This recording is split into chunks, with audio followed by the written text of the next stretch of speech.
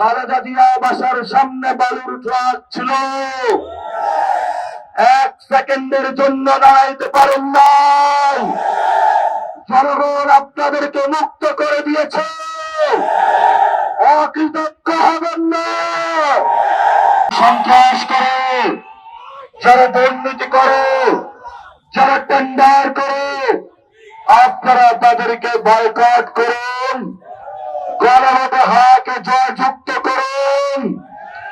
এই সন্ত্রাসের godfather, mastermind Tarique Rahman আপনাকে হুঁশিয়ার করে দিতে চাচ্ছে।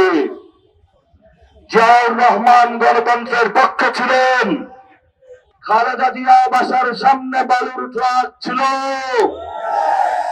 1 সেকেন্ডের জন্য দাঁড়াইতে পারেন নাই। জনগণ আপনাদেরকে মুক্ত করে দিয়েছে, অকৃতজ্ঞ হবেন না।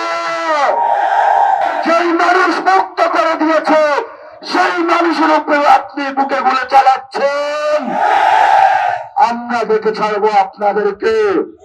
সাহস থাকলে আসুন, ব্যালটের মাধ্যমে আমরা আপনাদেরকে কত বাধা হয়েছে বুকে দেখে নিব। 12 তারিখ বাংলাদেশের জয় হবে।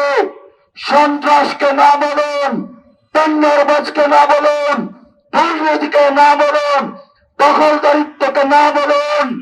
এই তারেক রহমান এবং তার পিছনে যে 300 গডফাদার আছে, যারা 300 আসনে রয়েছে, এদেরকে না বলুন। তবে আমাদের বাংলাদেশ মুক্তি পাবে, তবে আজাদের বাংলাদেশ। বাংলাদেশের লড়াই জারি রাখুন, ঐক্যবদ্ধ থাকুন, আজাদের মিছিল চালু করুন, পলাশির প্রান্তরে চলুন।